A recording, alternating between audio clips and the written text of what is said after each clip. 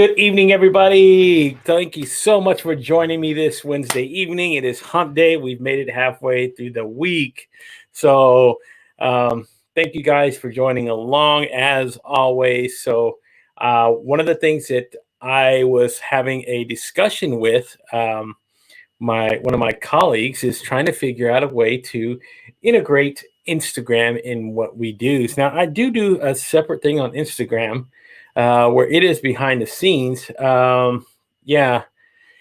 See, the hard part is that Instagram has their own rules and regulations that won't let us stream via a third-party streaming service. So that's why I do it a little bit separately.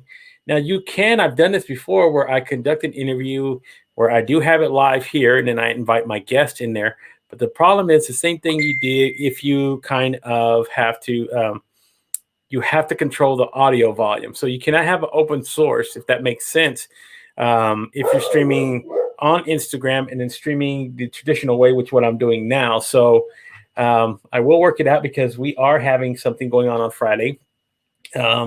We are putting together a summit that we're going to talk about a lot of social issues and not a lot of social issues, the social issue that everybody's talking about right now. And of course, it has to do with systemic racism and that sort of thing. So Friday is going to be a little bit different tone to the show, but I am looking forward to it. We do have a lot of guests lined up, so I will hope you will join us. I will start promoting this tomorrow, but that's one of the things that I just wanted to share, and maybe everybody out there will follow along Friday evening. We are looking to make a little bit of a difference and hopefully start to find a way to heal. So now that I got that out of the way, let's go ahead and start with all the particulars that I usually cover every single night. So guys, we are streaming live on YouTube, and if this is your first time watching us on YouTube, you can do us a favor. Hit the like and subscribe button. We are always trying to build our viewership as well. And then hit the notification bell as well. It will notify you whenever we do schedule new live shows to come on. And then whenever we do drop new content as well. So there's the link right there. I mean, there it is, guys. The website, if you www.youtube.com. And, that's,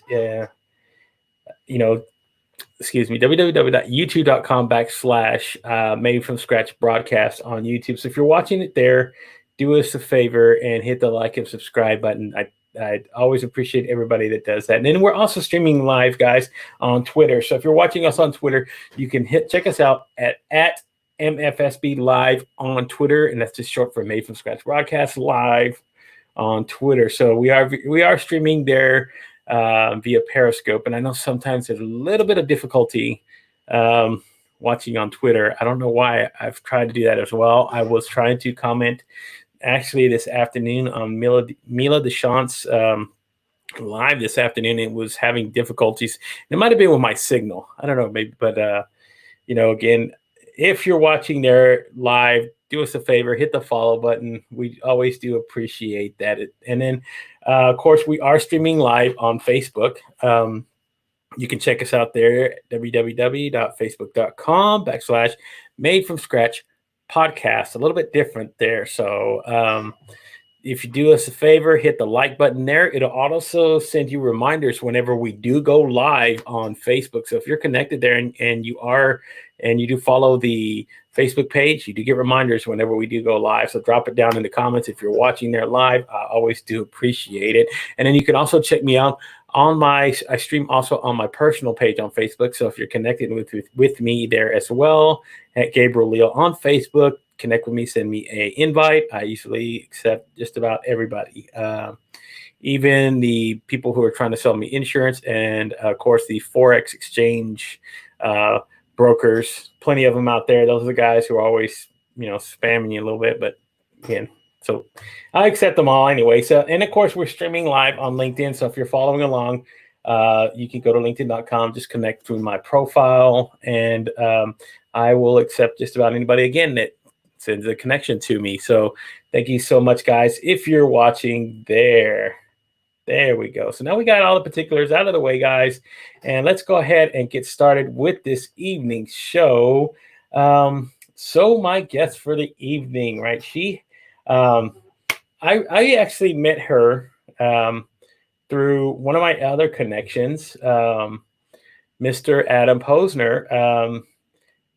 Or you know what? I actually think I met Reena right before I actually saw her that evening. He was doing his late night show, and for some reason she had sent me a connection, and then she was trying to connect me with somebody else, and started having a conversation. And then at night I saw her on live with Adam, and I go, wow, I mean, what a coincidence. But she was on there live. I love what she was talking about, and very personable. So really funny. So I said, you know what? I want to have her on the show. So I sent her out an invitation on live, and guess what? She accepted. So I was so happy for that to happen. And then we had a really good conversation yesterday on Instagram, and I really love her persona. She's really cool. So guys, do me a favor and welcome to the show, Reena Watts. So hello, Reena. How are you doing? I'm doing great. How are you?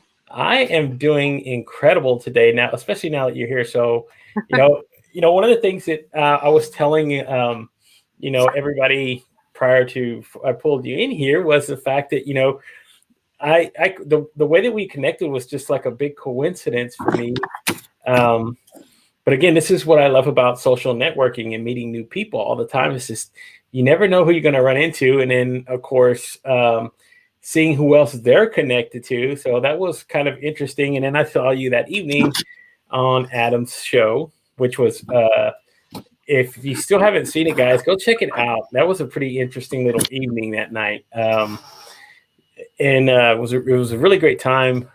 He's doing another one. I know that he's planning. So shout out to Adam Posner so much about, for bringing you on the show. And that was one of the things that really sold me. I said, I got to have her on. And then on top of that, right, this is what I mean about social networking and everything about it. She's been connected with somebody else that I'm really connected to, who I really dig, and that's Mila Deshant. And that was another one that I was like, what? Gosh, Mila as well. Wow, that's awesome, because I've really connected lately a lot with so she's already saying it, right? Mila's like, Reena is awesome. Again, I get the same thing whenever when I was talking to Adam about you, and he's like, man, she's great. Which again, I was like, okay, cool. And I started doing a lot of research on you. You got a very interesting little backstory. So before we jump into that, why don't we just kind of introduce yourself to everybody who's maybe not too familiar with Reena. Kind of just tell us a little bit about yourself. Wow. Oh my goodness, the pressure's on. I totally thought you were going to play some little music and that little hype man intro you wrote me. Okay, so I got my start in the television industry right out of college. My first job was the Jerry Springer Show. I worked for an NPR station in college and wanted to work in radio. I drove up to Chicago and interviewed at WGN, and I didn't get the job, but that same day I saw a flyer in the courtyard that Jerry Springer was looking for interns. Oh, wow. And so I walked over to NBC Tower. They were just catty corner from each other, and told them I had an interview with the intern coordinator, got through security, and ended up starting 2 weeks later. Oh, wow. So, that's really, it's really ballsy to go, you know what? I'm just going to go over there and say, I need a job, right? Walk in there. You used to be able to do that. I know, that's really how I got my job at the radio station too. I wanted to work in radio. I walked into the radio station. I pretty much told them I wanted a job, and there was a lady that was leaving, and the timing worked out really well. I ended up working, 5 a.m. shift, and I worked on weekends, and I loaded the features, and it was pre-automation. So I was running the board manually, putting on records and putting in CDs, and sometimes there was dead air, and reading the news and the weather. So that was like in the days of carts, right? You'd have to use carts to upload. Oh my gosh. Well, I had a friend that kind of worked a little bit in late night.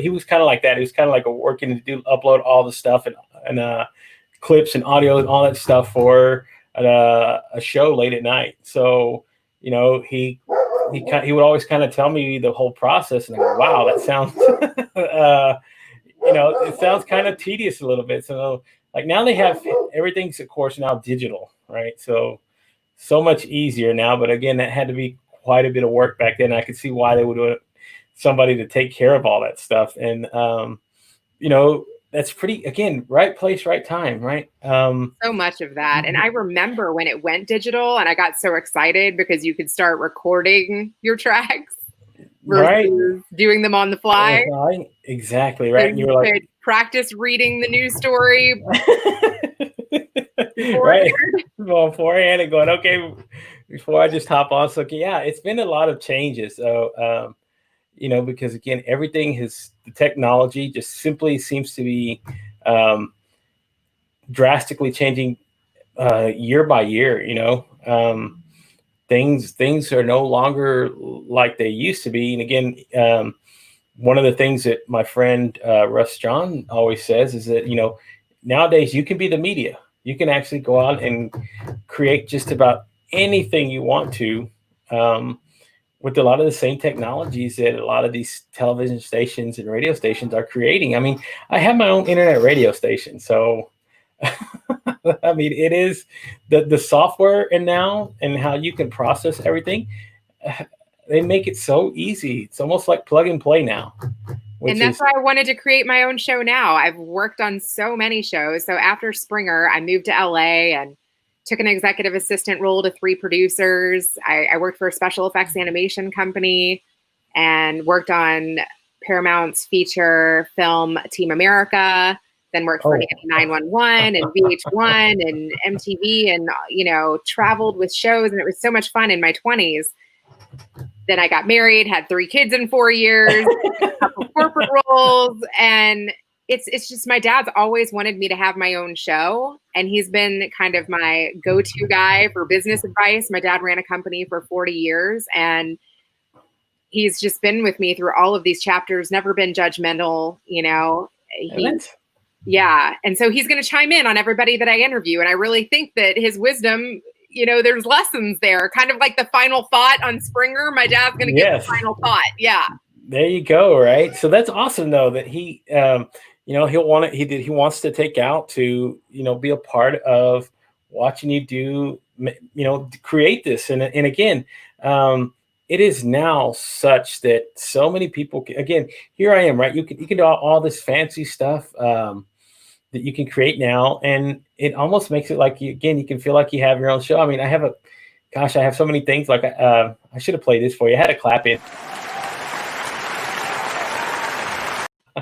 That was for another guest. And Adam liked this one. I kind of have this one. It was like my own little breaking news sounder. So if something happens, you know, hey.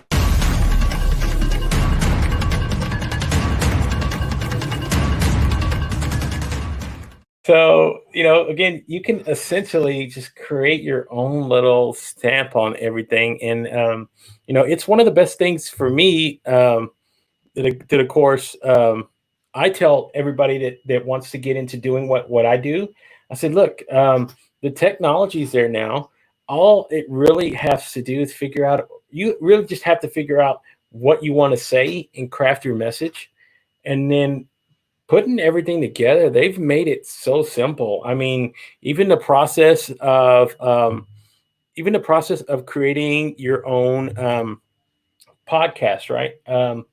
There's apps now like Anchor FM. So if you're not used to or familiar with Anchor, you can actually create your own podcast with your own telephone. I mean, literally, you know, it allows you a lot of, now, again, it is limited in some of the things you can do. But again, if you just wanted to start a podcast and get a message out there, it's one of the easiest ways. You probably just need unless you're having guests on, you don't really need headphones. I mean, I've shown people that you can go to Amazon. They sell a little, it's like you can find these anywhere just about on Amazon. It's a little $8 lavalier mic that plugs into your phone, right? You got a mic right here that you can use to speak into pretty clearly, and you can record your own little podcast. I mean, you can make your own trailer and everything. So it makes it easy nowadays to do your own type of podcasting. You can't edit on there though, can you? No, not through the phone. Now on the desktop, you can actually go back and edit some of your audio. I didn't know you could edit on there. Yeah, so premium feature.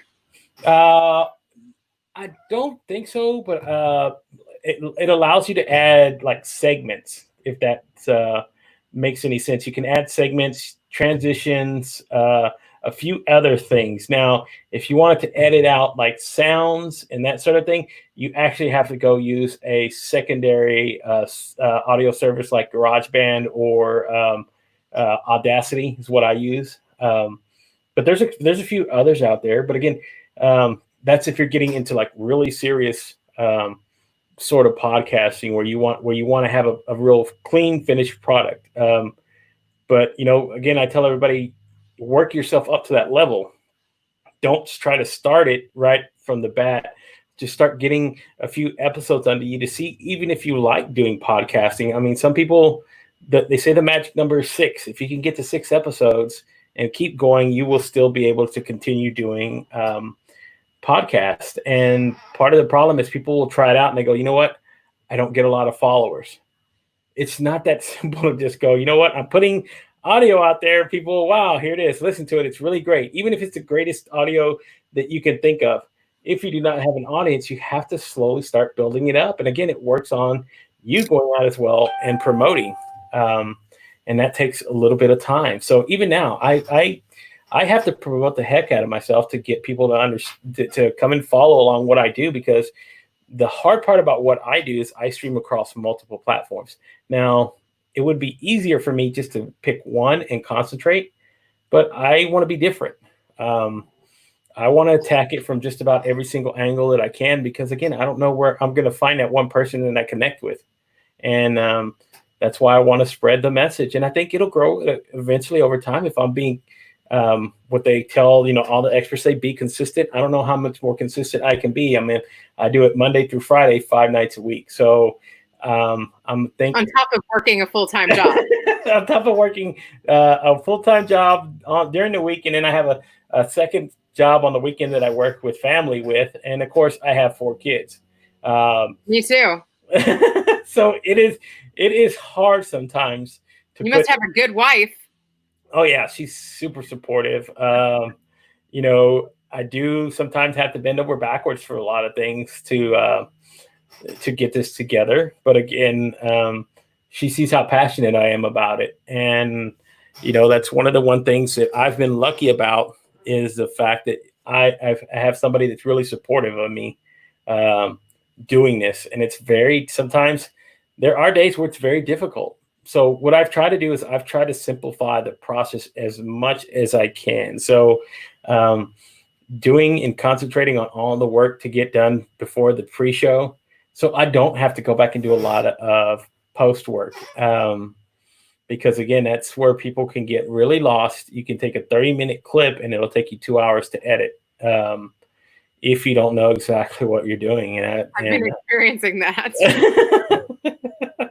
See, and it can become very difficult. So what I do is like, even if I pull audio or I pull video clips and I make little small teasers that I can replay and put out and repurpose, I kind of pin what times that I was talking about it. So I don't have to go back and listen to a whole hour-long conversation. I can go back and say, okay, this is what I thought was really interesting. I go back and I can pin what area I go to. So I can go there, cut it, clip it, put in an intro, outro, underground, little music together, and boom, I have a piece of repurposed content that I can go back and share. And it'll kind of lead people back to go check out a couple past episodes, or when I have somebody on who I think, I would wish people to go watch that episode again.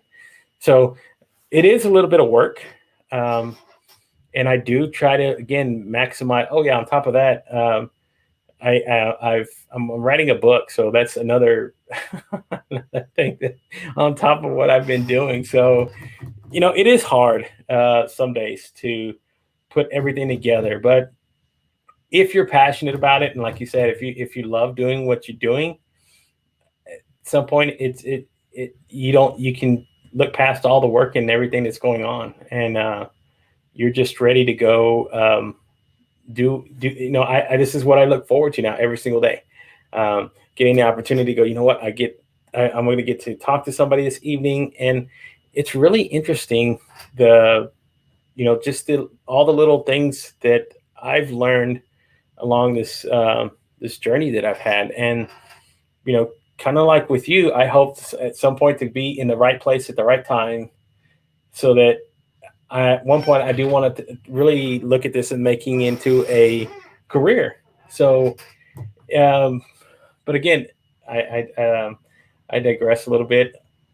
When I think about who I want to bring on and the guests that I reach out to, I like to do a lot of investigative work, because again, I think that's the best way to have is to do research on your guest. I mean, that's the best. I mean, that's how you're really going to communicate and bring things out. Because it's like, even when we had our conversation on Instagram, right? I had went and checked out a few other podcasts that you have been on. I had checked out. I do this with just about all my guests because, again, I like to go in there and delve deep into who this person is that I'm talking to. And, that's one of the things that I was so interested about with how your journey has taken you to this point where I've seen like, pictures and photos and all this stuff that kind of lays out the journey a little bit. So, tell me a little bit about, how you wanted to start doing the whole podcast thing. That's, I know it's a hot topic. People say I want to do a podcast, but where did the actual concept to put all this together and say, you know what, I want to do a podcast and I want to include my dad. That's something. I co-hosted one with Sean Hervey and Greg Johnson a couple years ago, and I had so much fun doing that. I started out and I was just helping bring the guests to the show. Hey, Wendy. And then they asked if I wanted to start co-hosting it, and then I had a lot of fun doing that, and that actually led me to one of my biggest clients. Oh, wow! Her with the behind the scenes of her event, Kathy Heller. I helped produce her Dreamtopia event. There was about 350 people there. I got her sponsors for the event. I started booking her people on her, top podcast. That led to working with other top podcasters and other sponsorship opportunities. But the podcast kind of went by the wayside. And then I was like, I should do my own. Yeah. Because I really enjoyed it. And I'm connected with so many people from so many different places. Oh my gosh. I've lived in Kentucky and West Virginia and Indiana and California and back to Chicago again. And I've kept in touch with people in so many places and from my TV days. And I just feel like I'm connected with people that their stories haven't been told. And I want to tell some of those stories.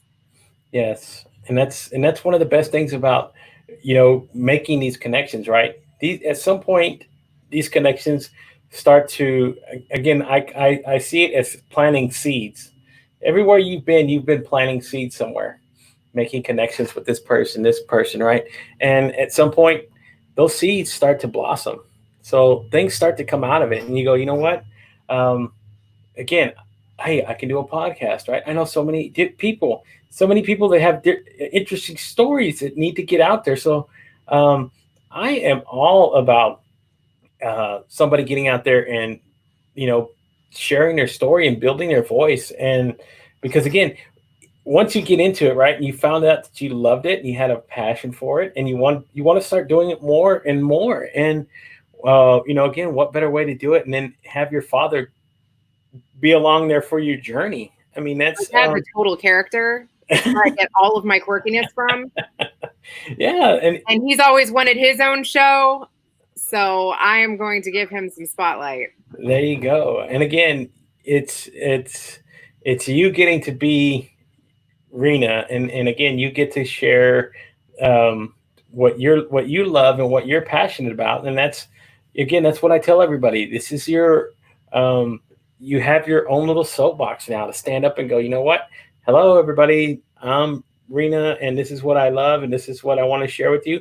And people will start being drawn to you. They'll draw, you'll start drawing attention. You know, and the best part about this is the fact that, again, you don't have to go digging for all of these clients or all these guests, right? These are people that you already know. So when you start having these conversations, right, it's natural. You're going to be like, I've known you for years. I'm having you on.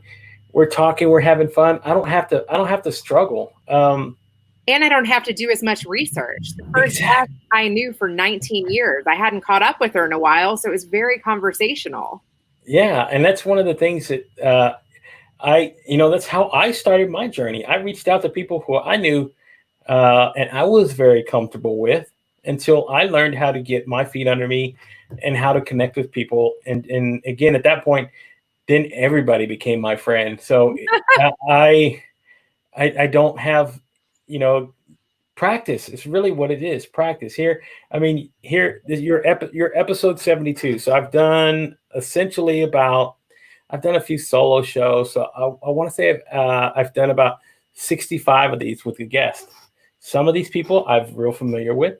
Some of these people I did build relationships prior to having them on, but not very long. And then some people are complete strangers, but yet I love the fact that I can have people on and just connect. And I love the practice aspect of it as well. Like, I haven't been honestly doing enough research because I'm a mom of 4 and I have only the evening. My husband's working in the day, but I kind of like the spontaneous, on the fly, ask them whatever comes to mind type of thing too. Like, I have a general idea of some things that I want to ask them, but I like just being able to roll with it. exactly right. So, and I structure it both ways because some people feel comfortable some ways and some do the other. So, like what I sent you, right? I do send questions. Sometimes I've created questions and I don't ask none of them. Uh, we just have a free flow conversation. I mean, I did this with Brian Schulman. I mean, but me and Brian we had a 2-hour talk. It was just like we kept going, talking about so much and everything that we were just connecting and going and going and going. And me and Brian had built a prior relationship, but again, some people just have the ability to turn on the camera and let's start talking. And then some people like to have a little bit of structure. And so that's why I do like 10 just general guiding questions in case somebody wants to come on who isn't as fluid in front of the camera. That way it kind of eases them into it. And once I have somebody on for about 10-15 minutes and I can feel that they're relaxed and the stress of being on camera is no longer there, at that point we just have a good conversation. It's just a little bit intimate conversation between two people. And it's what I tell everybody. You come That's on when you start talking about the reality stars that you know. Yeah, exactly right. Like, and like what we're talking about. I think I've known maybe one reality star and then one celebrity that I've really met in my lifetime. So I've actually got to have a conversation with Kid from Kid and Play. So Christopher Kid Reed. I've actually met him. I got a picture with him, and that was pretty fun. That was pretty cool. We had a beer. Here in Dallas, he comes to. There's a local radio station here that has this event every year, and somehow or another, he became a fan of that radio station. So I think for the last 3 or 4 years, he's flown in from Los Angeles to come to this event that they have once every year. And I saw him out in the crowd and I went and said, "Hey, can I buy you a beer?" And he was like, "Yeah, of course." So I bought him a beer. We had a small conversation. I asked him for a picture and he said, "Yeah." And that was, that was my first run-in with any kind of. Did you do the little foot dance? I asked him to. He's like, he goes, "I don't kind of do that anymore because again, everybody usually asks him to do that." He's like, I love that you asked. Yeah, because that was one of the things I was like, "Hey, can we do the foot thing again? That's super awesome, right?" And he's like, "Well, I guess that's like, trying to ask somebody like a musician or somebody play their hits all the time, right? They want to go, I want to play some of my new stuff or that sort of thing. So he was kind of, but he was real polite about it, and it was awesome. So I got to take a picture with him, and that was pretty cool. And then I met Richard Hatch of all people. He was on Survivor, I think the first season. Again, we were at a mall of all places, and he was doing some kind of he was at some kind of signing. So I just happened to stroll in, and and it wasn't like there were tons of people at the table. So I was like, "Hey man, that's Richard Hatch. I've seen him on Survivor." So I went over to him, and then I said, "Hey, Richard, would you mind if I took a picture?" He's like, "Well, I'm just doing a book signing." So I bought a book and had him sign it. But I really haven't got to meet too many people, but I've seen. You're like, "All right, I'll buy your book." Yeah, I know, right? Come on, but I think he's no longer. Sometimes, right? Yeah, and you know what? I don't think he's alive anymore. Oh, I wow. think he's passed away, but and I don't even know what I did with the book. If that's kind of terrible. But you got the picture. I got a picture. Not like I was standing by the table with him, so I do have that. That was pretty fun. But you've kind of met a few celebrities, right? You being connected with the Jerry Springer show. I mean, Jerry Springer's pretty big himself. That was the first celebrity, and truthfully, after working there for a couple years, I still had that nervousness around him, even though I was like telling him the guests that were going to be on the show and like the outcomes and who he was about to meet.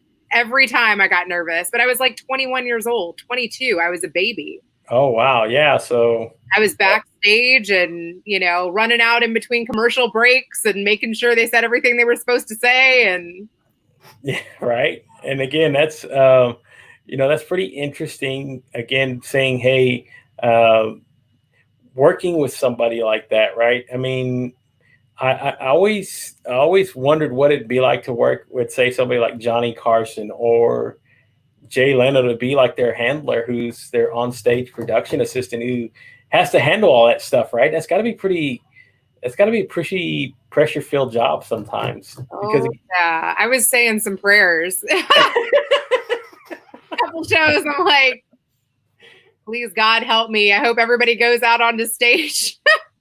I mean, sometimes I was getting calls in the middle of the night, like, your guests are hanging out windows at hotels. I'm like, okay. Oh, wow. Or you're half of one story found the other half of the story, and the story's happening in the street, and you have to still talk them into doing the show the next day. Oh my gosh, that's insane. Or they're getting kicked out of venues, yeah. So that has to be, I mean, oh gosh, why is his name slipping me? The big guy. He's their show, his bodyguard now, and it's funny, I worked on that trailer or the pilot in like 2002, and never thought that would like it did. I mean, yeah, right.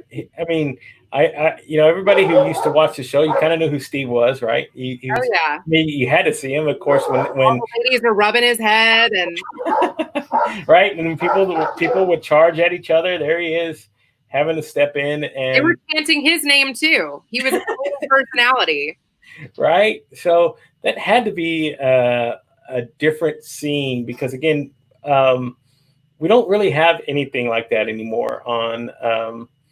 He has his own court TV show.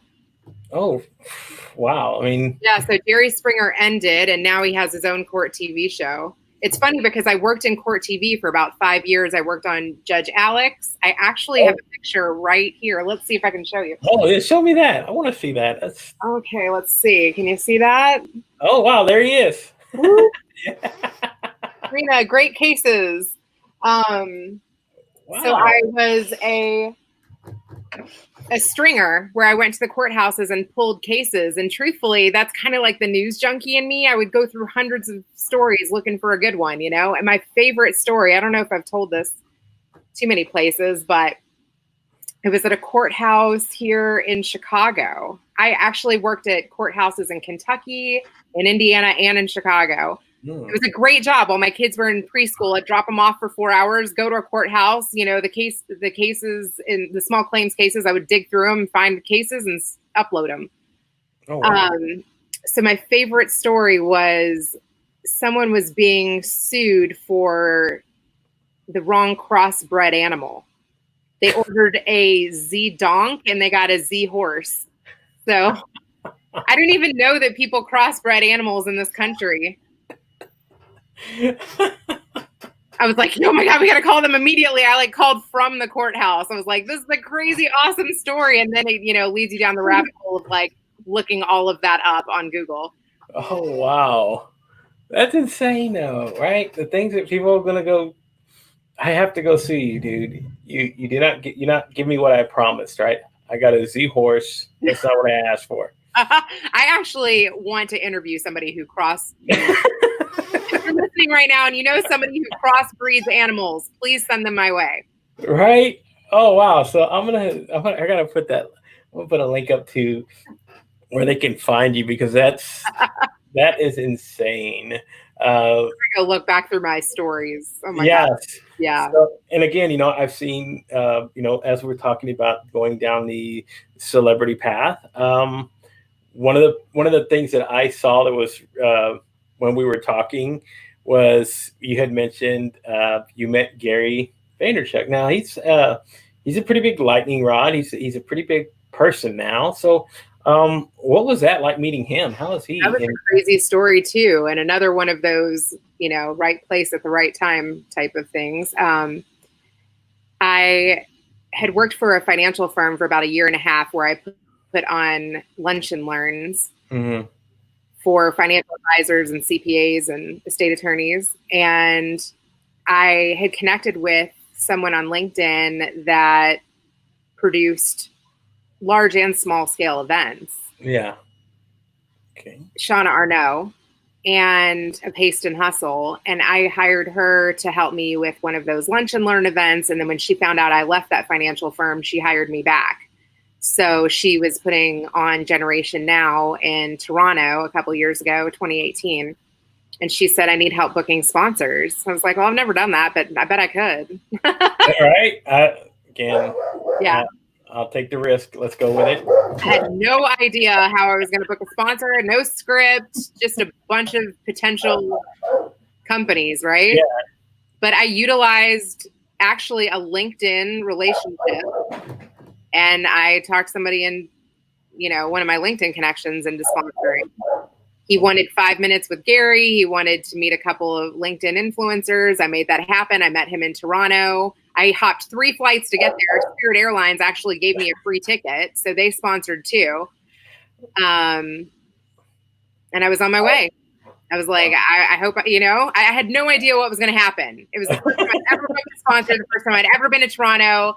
I didn't even know if they were going to meet me at the airport. It flew into New York. It didn't fly into Canada. It was crazy. Oh, wow. That's crazy though. I mean, but again, the risk reward, right? Just again, what's going to happen? You never know what's going to happen if you don't even at least take the opportunity, right? I mean, here you are saying, I have no kind of experience doing sponsorships. I have no kind of idea how to do this. And yet you still found a way to get it done. And then on top of that, bam, you got to meet Gary Vee. And, for some people, they spend a lot of time trying to do these sort of things, right? And they have the knowledge and they're still not able to get to that point because there's something that always holds them back. They don't want to take that one little risk that could open that door to opportunity. And I do things scared a lot. Like when I was working for Kathy Heller, she asked me to be one of her accountability coaches for this high touch coaching program. I had never done that. Right. Yeah. 306 people to sign up. She's like, okay, here's your 60. I was like, I'm an entrepreneur just like they are. I had, 3 or 4 clients and, I was a few steps ahead of them, but I'm supposed to hop on a Zoom and coach 60 people and hot seat them. And I'd never been a part of that kind of, she's like, here's a couple questions to ask. I'm like, I'll just be there for them and ask them like where they're at in their business and genuinely trying to help them. And I had so many people from that then want to work with me after and told me I was the best coach and try to relate with them, you know, and be 100% real and different situations that I had faced in business, share those. Right. And again, it's you just being you. And then people, again, that's what all I tell a lot of people is that if you can just be who you are with yourself and whether you're in business or you're just in a laid back environment, people will find a way to connect with you. You can place me in a room with 100 people and I would feel comfortable having a conversation with all 100. And, you know, for some people, I understand that it's very difficult. There's a lot of people who are introverts who just don't have the mentality. I get it. But again, I always tell them, have you tried to step out of, you know, here's Pat. Pat says, Reena is a great coach. So probably an ex-client of yours. So, he was part of the program. Let me tell you, that guy, you want him on your show. He is super engager. He is my number one. Yes, and a great person. So there you go, Pat Ferran. Listen to that.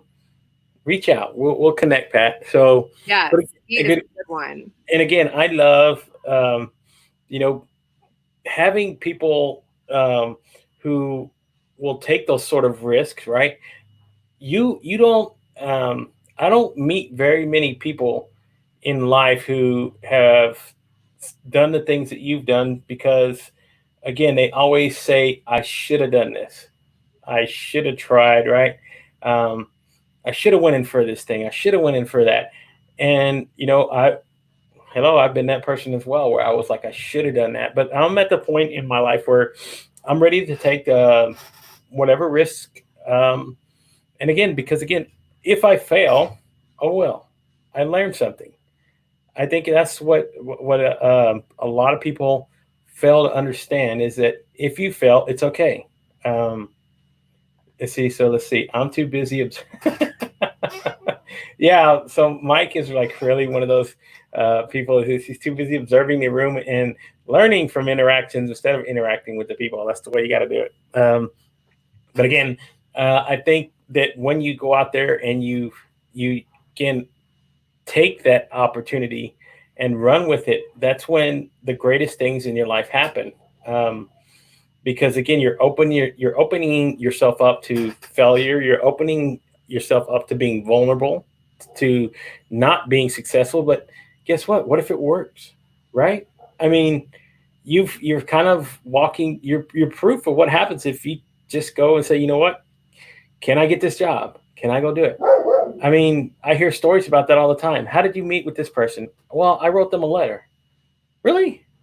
I mean, have you ever heard the story of that Sarah Blakely has told about how she got involved with Spanx, right? How she got into Neiman Marcus. That is incredible. Yeah. She said, oh, I went and made a phone call. Right. I just took the risk of saying, you know what, because so many people said you can't get in there. So, people had told her before, there's no way. You're not going to be able to meet who their purchasing agent is. They're just too busy. There's no way. She made a phone call. She got the person on the phone. And boom, before you know it, she had a meeting. The rest is history. She's a billionaire. I will say, though, that sometimes the sky only opens up for a second. Like sometimes I've had wins that I can't replicate. Of course. The thing is, though, is that it's a similar formula with other people. So you might have a win with one that you can't repeat, but then you might have a win with someone else the same way. Exactly. And again, it's about taking that putting your foot in there, that one moment, that 1 second, and taking the opportunity.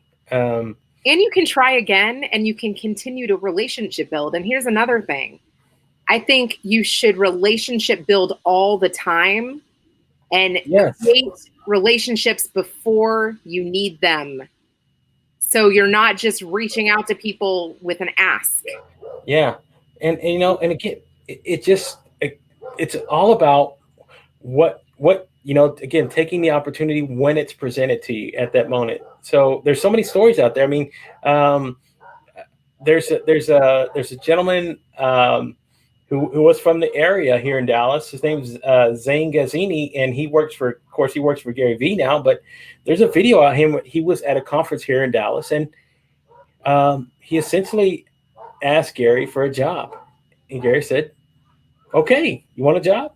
I met him at that event, and what's so funny now is that I've tried to reach out to Gary, and the tables have completely turned. Wow. Yeah. Again, small world. Yes. And just simply by, again, being at the right place, right time, and taking that opportunity. Because again, if you don't step up to that mic in that moment, said, "Hey, what do you want out of life? I want a job with you." And he says, "Okay, what are you going to do?" You have to at that point say, "You know what? Bam, I'm gone. I got to take that risk." And be nice to everyone. Exactly, right? Be courteous. Yes. So it's always about building and bridging. Building and bringing value. I have a good story too. I was working in casting for America's Got Talent, and I presented a couple options I thought were good, and was told that one of them wasn't good at all. About 5 years later, the producer who I was working for ended up serving sandwiches at that other person's event. She's no longer a producer. Yeah. Wow. That is some craziness that I witnessed. You just never know. Oh, right. And it's so interesting to see. And even people that I worked with that were production assistants and secretaries, some of them are now executive producers. Right. I mean, that's why I think I said planting those seeds and letting them just sow.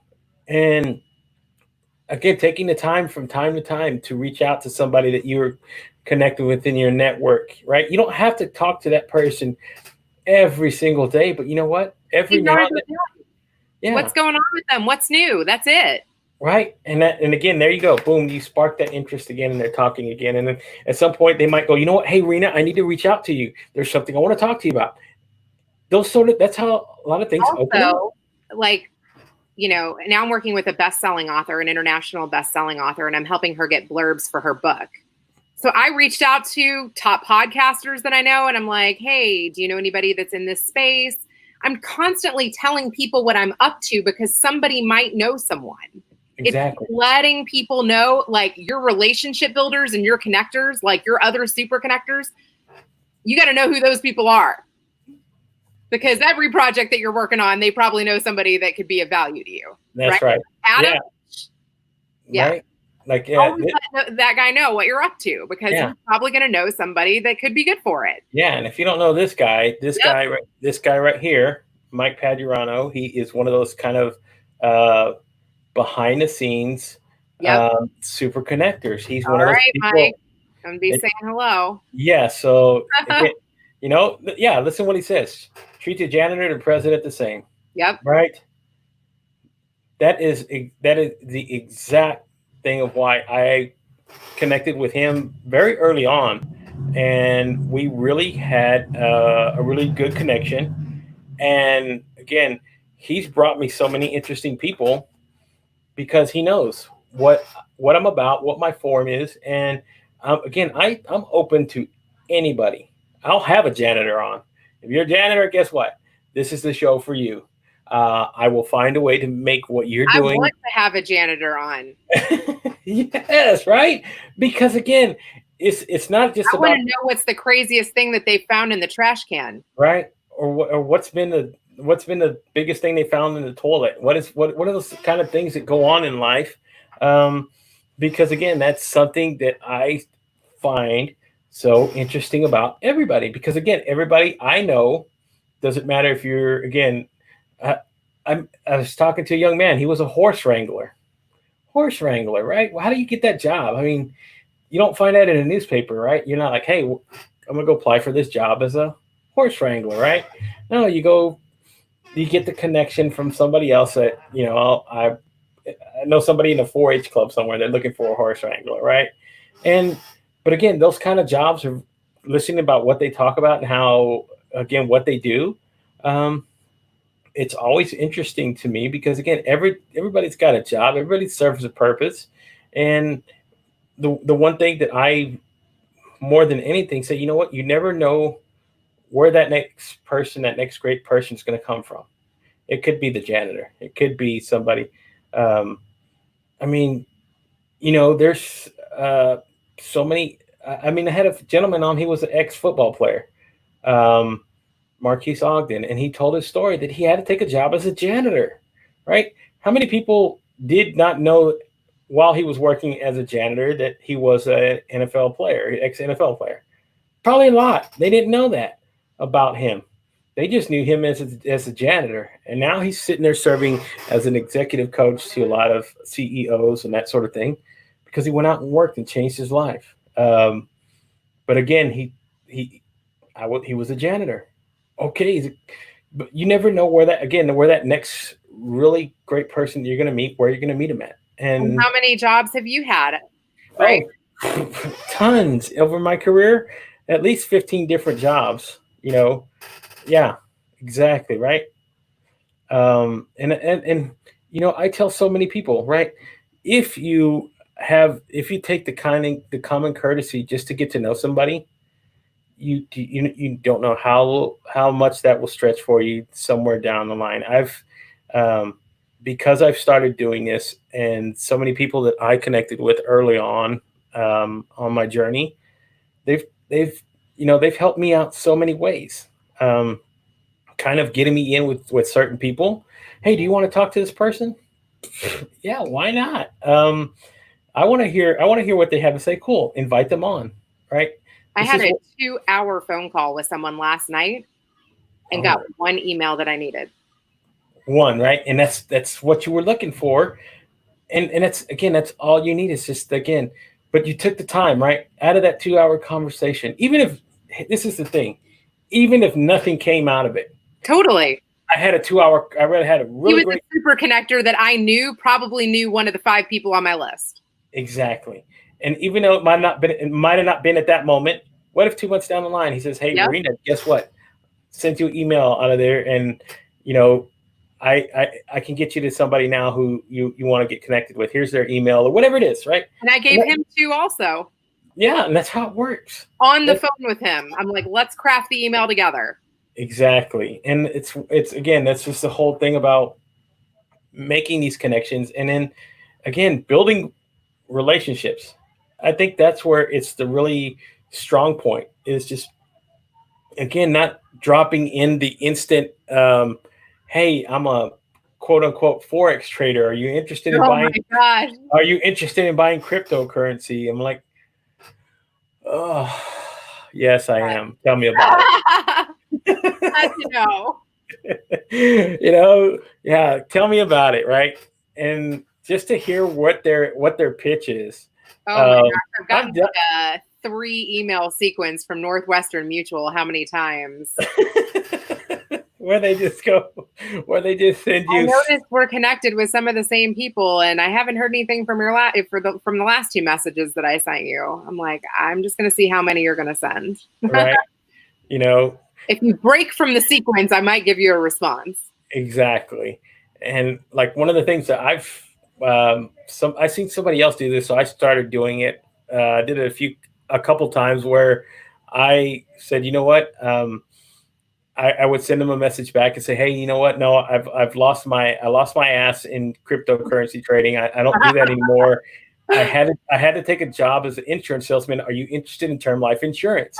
I can get you a really good 15-year good term life insurance policy, very affordable. If you're interested, let's have a conversation. And then they go, never mind. Have a good one. Life insurance license, by the way. Right? I studied that certificate I hold that I don't use. I studied that as well because I thought it was just interesting, right? It's good to have a background, so at least you can ask the right questions. Yeah, no, right. So that's kind of like how I approach it now. Whenever I get any Spam. of, yeah, pretty much uh, some of these people, and some of them, they do have a unique approach. I will Oh tell them yeah, that. you like to find out how you can make tax-free income. Yeah, whatever it is to get in, just to entice you a little bit. So with those, I will at least go, yeah, tell me a little bit more. Right. I know where the conversation is going, but again, I know if I have to, I can always just say, you know what, thanks, but no thanks. I always try to give them the insurance line now. That's one of my favorite ones to do, is to tell them, hey, I lost $10,000 in cryptocurrency, but I'm working an insurance job now because of it. Do you want insurance? I always try to use that now. And I've actually had somebody kind of interested in it. That's one of the things that I was like, oh crap, what if he does want a sale? So That's he's like, fun. hey, send me information. I I would tried love. to see if they'd be interested in sponsoring an event I was working on. I'm like, there's no insurance companies yet that are sponsors, and there's 2,500 entrepreneurs in the room. Oh yeah, wow, Yeah, there I'm you like, go. what type of events do you guys sponsor? But again, this is what's so fun about being able to connect with folks. You never know what you're gonna get. What I've had so many, again, people just drop in a direct message, Or can you and get me to Ed Milet? yeah, right. Oh my gosh. You know, I've actually got somebody who can actually connect me with Ed Milet. So I'm like, yeah, tell me more about it. I would love to hear it. Just to I tried to message him and ask him what he thought of life insurance or tax-free income or what.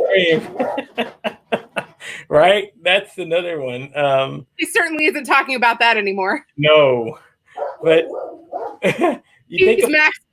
yeah, you think about all the things that people, again, some of these people are pretty creative. I'll give them that much, and for that, I will take at least 5 minutes out of my time to at least entertain whatever is going to end in them not making a sale, but I will at least entertain it.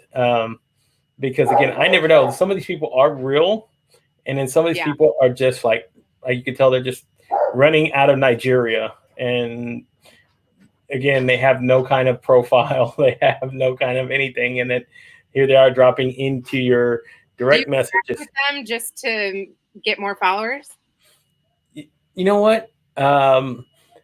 There's some of them that I don't. I don't have a large following anyway, and if I see that somebody has no kind of like background, so I'll at least I'll click the profile and see, and if there's like no pictures, no kind of about or nothing about them, And they have like 4 connections. yeah, never mind. Thank you, but no thanks. But I there, recently have found out about, I guess I always kind of knew, but I just didn't know how many influencers are paying for growth on Instagram.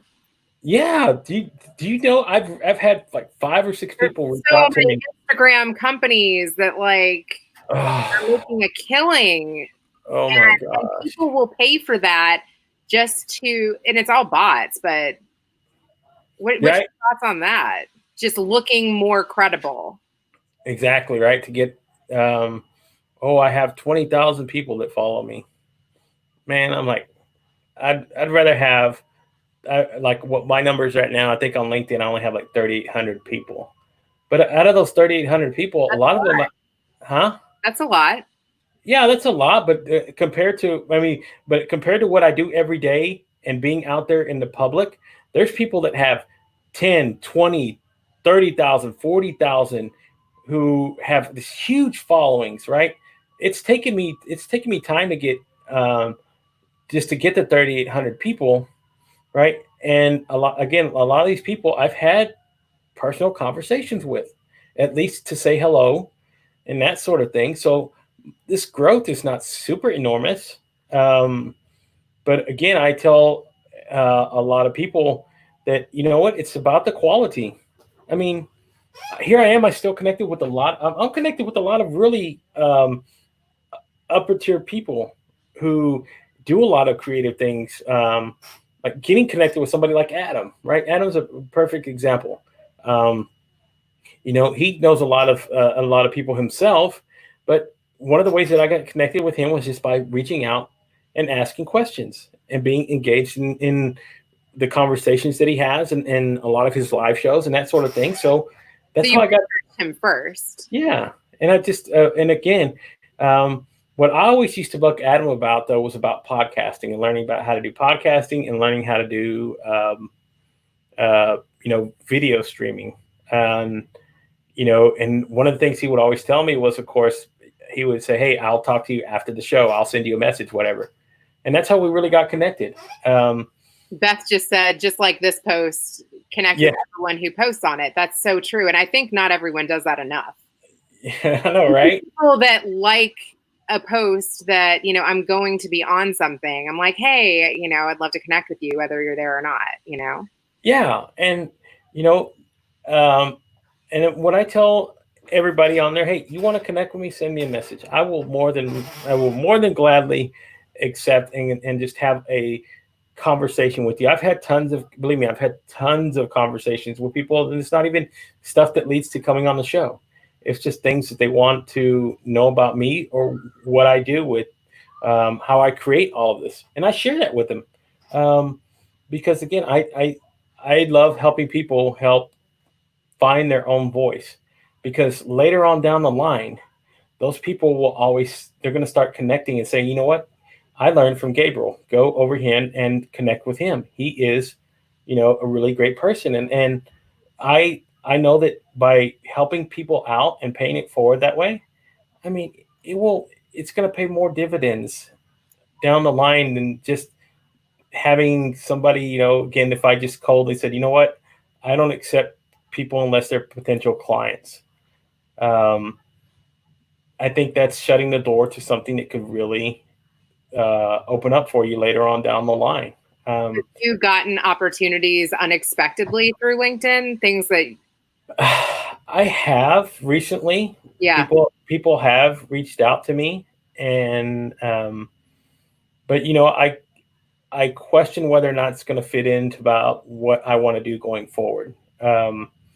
If it serves a need that's going to help me grow this thing and make it into something where it becomes my career and I get to help people all the time, then yes, I am all for that. But if I'm just chasing money, that's not what I'm about. I love that you said that, because I've had to distance myself from some of that also.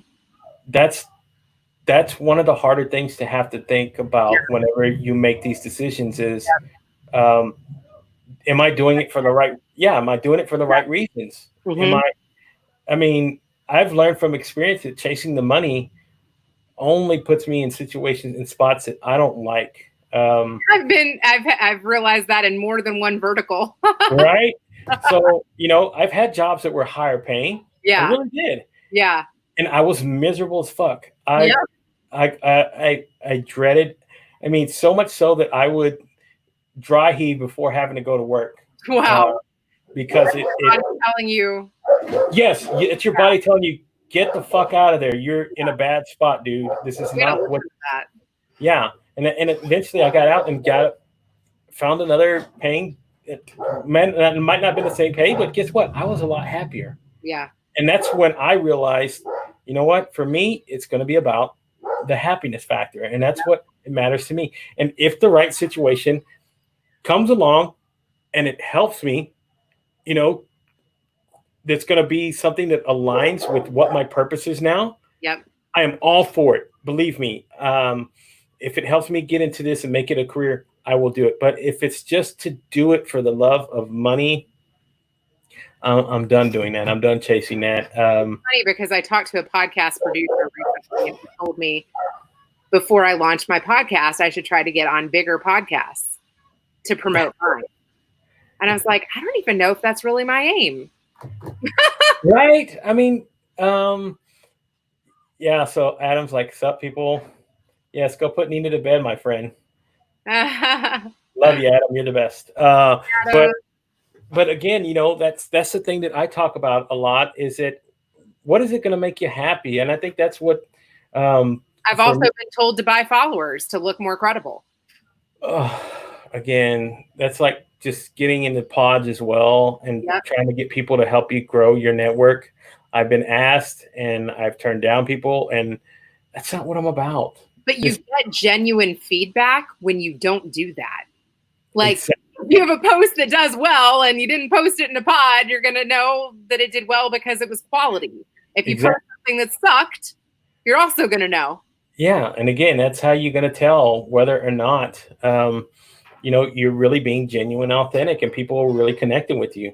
And that's what I shoot for, is for just to be, like you said, if I'm out on the streets and you meet me, this is me being me. There's nothing else that I know how to do. There's nothing else I intend to do except be this person. But I know for me going forward and building what I'm building here, my purpose is, I think, on this to help share this with a lot of other people. Because again, I have guest hosts now where I'm introducing people to guest host my own show. I'm just technically producing it. I tell them, you know what, you come on, you be the host, you do the interview. I'll just create everything for it. I'll do the machine behind it, the pub, whatever else it takes to go along to cool background. Huh? Do you set that cool background? Yeah, I mean, well, this background I do my own. That's actually a vinyl background that somebody built, that made for listen to this, made for me because we had a connection. Wow. I didn't pay for that. So nice.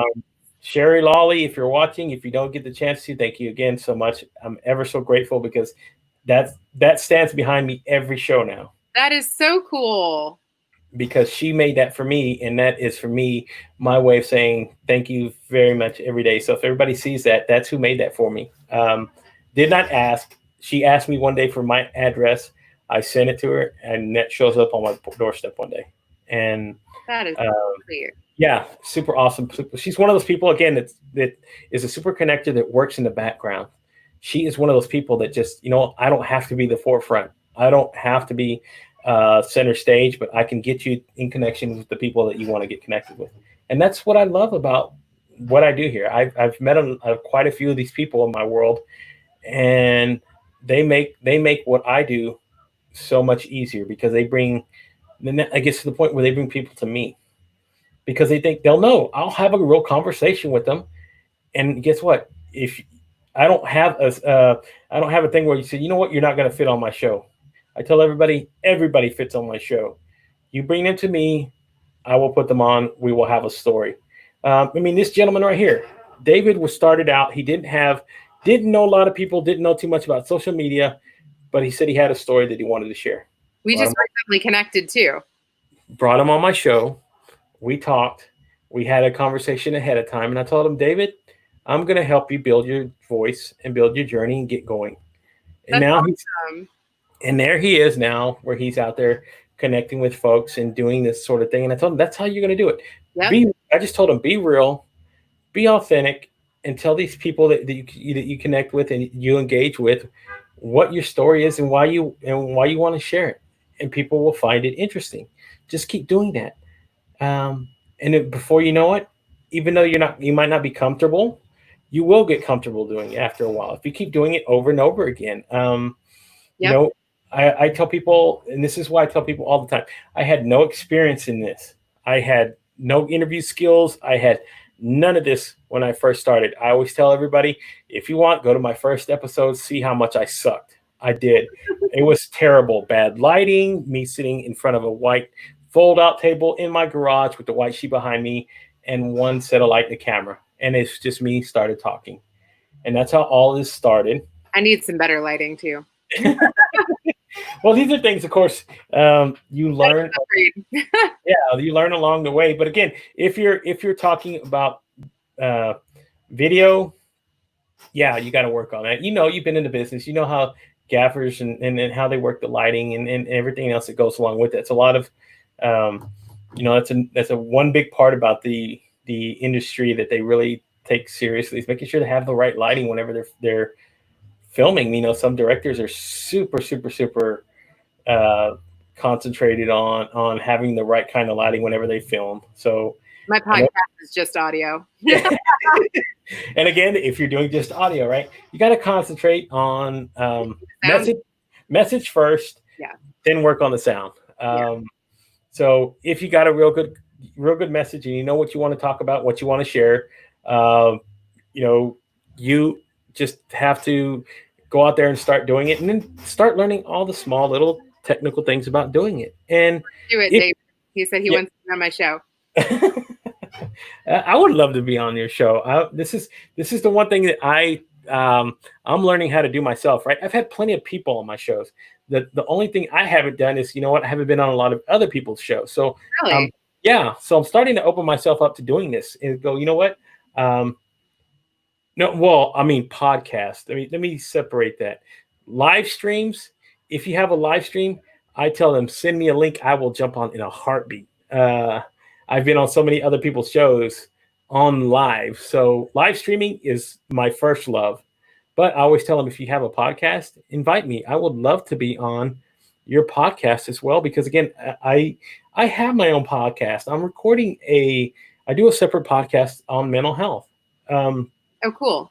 And that's just what I share. And I'm actually doing one this evening after I get off of here with my co-host. And but it's one of those things that I love learning both forms, because podcasting was my original idea. I didn't know I would love doing live streaming and being in front of a camera. I was always camera shy. I'm shy. Believe it or not, I did not like cameras. So it's taken me quite a bit to get to this point to feel comfortable talking in front of a camera. And the next step for me is to do live on stage. Wow. I always wanted to work in radio so I could just not be. I would. If I had the opportunity to work in radio, I would. That would be like a dream job for me, because again, I just love to talk. I can talk day long if you let me. I've done solo shows where I've talked for an hour and a half, right? And again, it is me getting to share myself. Man, who cannot talk about themselves? I mean, if you can't talk about yourself or even life, right? There's so many things that you can that are interesting that you can go out there and talk about and have conversations. And again, all you really have to do is just have a microphone, or not even a microphone, just open your mouth, start talking. I started learning how to do this, preparing myself to do like audio podcast. I would just talk in my vehicle at work by myself for like hours on end. Just started to have a conversation with myself. Now, people probably thought I was nuts seeing me do that. But again, that was practice for me, because I wanted to, again, start going out there and doing, creating a message and sharing myself with the world. And it's led me to this point. And I am so grateful every single day for everybody that I get to connect with, and everybody who comes and watches the show and participates, because again, they drive me to keep wanting to do more, to learn more, to keep wanting to build a better experience. I mean, I don't know how much better I'll get, but I got to keep trying, at least learning, and see what I can do to make it and create and test limits. And that's what I'm about now. That's why I want to do a podcast as well. I want to get better at interviewing. I enjoy interviewing. I want to find some crazy stories. And one of the things that news junkie in me, one of the things that I wanted to talk about was that, like, the movie industry, because I have a passion for that. I wanted to create either a podcast or a video show just talking about movies in general, screenwriting, the production side of all of that, because again, that's where I really started to learn how to be creative. I used to do screenwriting a very long time ago. Nothing very major. I did enter competitions with me and my younger brother. We used to write scripts for short stories. We used to do a lot of script competitions. That was sort of our first love, because we got infatuated with Quentin Tarantino. And, he was the one that really set us on fire to want to go start doing these things. When we first saw Pulp Fiction, it blew our mind. We said, oh my gosh. I love that film. Yeah. Yeah, and he wrote it. Yeah, exactly right.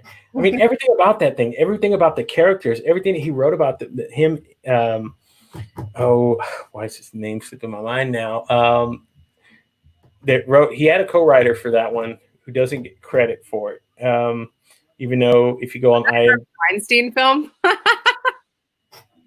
Now the Weinsteins were a big part of how he got into because I met Harvey Weinstein. I have a picture with him, which is probably worth something now. Yeah, right. The only one that went to the head of this, philanthropy event and asked if he would take his picture with me. See, Reena's. That's why I named this episode "Risky Business." I was actually surprised because I met him at like a Jewish Federation event. Of all places, right? Yeah. It's like, but again, the whole thing that when you're in that moment, you're not thinking about all the stuff that guy had done in the background. You're like, oh, that's Harvey Weinstein. Films he's been a part of. Yeah, that's Miramax. That's right.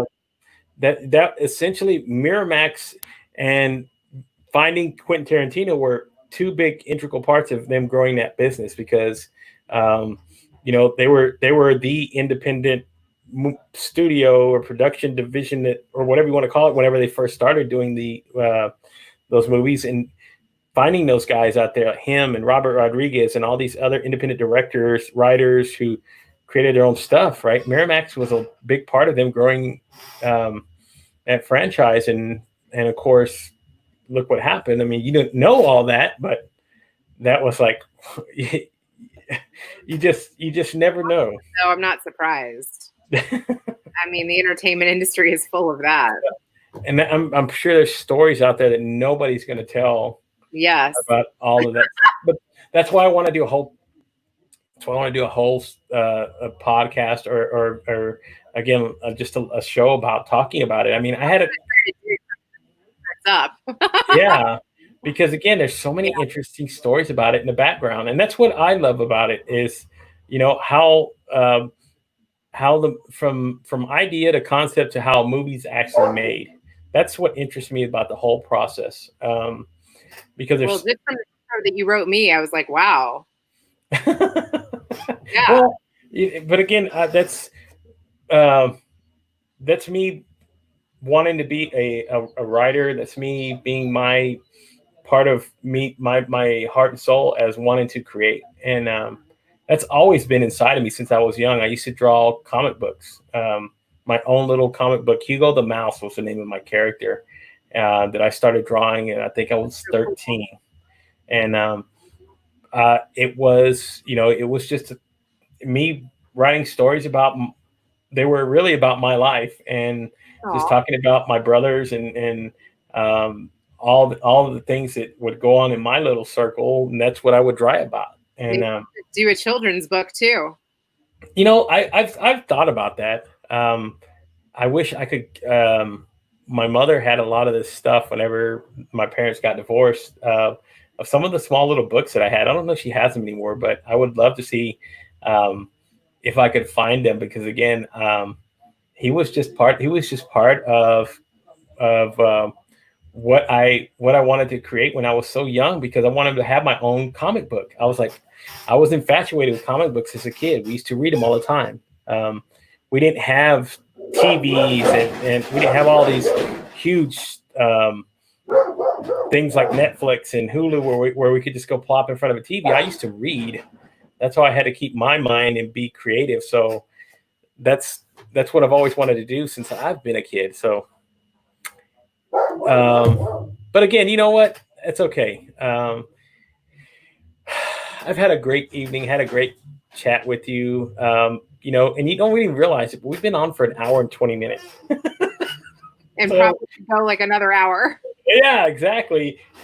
But I always love having these conversations, and I could keep talking if I didn't have to tell some people tell me, hey, I gotta go, I gotta wrap up. Okay, cool. I'll let you go. It's gonna be dark in the background.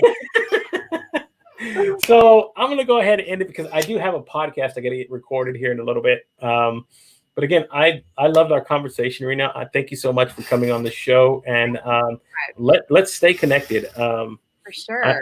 I love the fact that I get to build and meet new people and have a new network every single day. So awesome, guys! If you're not connected with Reena, go to LinkedIn. Um, Type in Reena Friedman Watts and send her a connection. Tell her I sent you. And she is one of those people that will don't be a. Let me preface that. Don't be a forex trader. Number one, and number two, if you send somebody a personal message, please write something saying that, hey, I saw you on social show. I would love to connect with you. That's one of my put offs all the time. Is just make it personable. And most of the times, a lot of people will love to connect and accept your invitation. So, guys, connect with Reena on Facebook. And then again, just to everybody who has followed along on the show this evening, thank you so much, guys. You guys make it worthwhile. Of course, Mila, I love Mila. She's super awesome. She is one of the most down to earth people. I'm having her on my show Friday. And then, of course, yeah. So Kenneth, thank you. David, of course.